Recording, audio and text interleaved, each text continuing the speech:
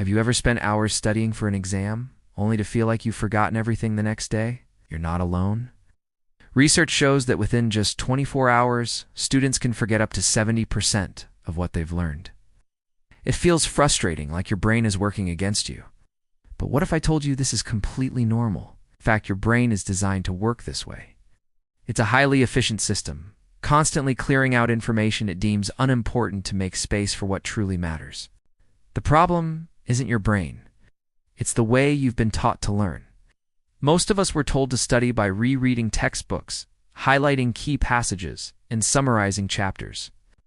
We spend hours passively consuming information, hoping it will stick. But these methods are incredibly inefficient. Think of your brain like a muscle. Would you expect to build strength by just watching someone else lift weights? Of course not. You have to actively engage the muscle. Learning works the same way. When you just reread or highlight, you're creating an illusion of competence. The material looks familiar, so you think you know it. But familiarity isn't the same as understanding or recall. The neuroscience is clear. Passive review does very little to build strong, lasting memories. Your brain sees this information as low effort and low priority, so it gets tagged for deletion. This is why cramming for an exam often leads to a mental blank when you actually sit down to take the test. The information was never truly encoded. So if passive learning doesn't work, what does? The secret lies in a principle called active retrieval. This is the act of pulling information out of your brain rather than just putting it in. Every time you force yourself to remember something, you're telling your brain, hey, this is important. Keep this. This process strengthens the neural pathways associated with that memory, making it easier and faster to access in the future. It's like walking a path through a dense forest.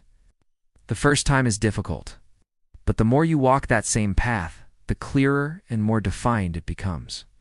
Rereading is like just looking at a map of the forest. Active retrieval is actually walking the path. This brings us to our first science-based method. Test yourself constantly. Don't wait for the official exam. After you study a concept, close the book and try to explain it out loud in your own words. Use flashcards, but don't just flip them over. Force yourself to say the answer before you check. Quiz yourself with practice questions. This process might feel harder than rereading. You'll make mistakes, and you'll realize how much you don't know. That discomfort is a sign that you are actually learning. Each time you struggle and successfully retrieve a piece of information, you are cementing it into your long-term memory. The struggle is not a sign of failure. It is the very process of learning itself. Our second method is all about timing. It's called spaced repetition. Instead of cramming all your studying into one marathon session, you space it out over time. Here's why this is so effective. Each time you're about to forget something, reviewing it at that exact moment sends a powerful signal to your brain to hold on to it. Imagine you're trying to keep a campfire going. You don't dump all the wood on at once. You add a new log just as the flames are starting to die down. Spaced repetition works the same way for your memory. You review the material at increasing intervals, for example, after 1 day, then 3 days, then a week, and so on. This strategic timing interrupts the forgetting process and progressively transfers information from your short-term to your long-term memory, making it nearly permanent. It's far more effective to study for 30 minutes every day for a week than to study for 3.5 hours on a single day. The third method is to connect new information to what you already know. Our brains don't store information like a computer file in an isolated folder. They store it in a vast, interconnected web of knowledge. So the more connections a new piece of information has, the more paths you have to find it later. So, when you're learning something new, don't just memorize it. Ask yourself, how does this relate to what I learned last week? Can I think of a real-world example of this? Can I create an analogy or a metaphor to explain it? For instance, if you're learning about the economic principle of supply and demand, you could relate it to the price of concert tickets for a popular artist. When you actively create these connections, you're not just learning one new fact. You're weaving it into the fabric of your existing knowledge, making it meaningful and much harder to forget. This technique transforms abstract concepts into concrete ideas that stick. Our fourth method involves changing how and where you study. This is called interleaving and varied practice. Instead of studying one subject for a long block of time, a technique known as blocking, try mixing it up. Study chemistry for 25 minutes, then switch to history for 25 minutes, then back to a different chemistry topic. This might feel less productive in the short term because your brain has to work harder to switch gears. But that extra effort is precisely what enhances long-term learning. It forces your brain to constantly retrieve different sets of information, making your understanding more flexible and robust. Similarly, try studying in different locations. One day at your desk, another day in a library, another in a quiet cafe. This variation helps your brain dissociate the learned material from a specific environment, so you can recall it anywhere, like in a silent exam hall. Your brain L. Finally, our fifth method is about the power of focus and the state you're in when you learn.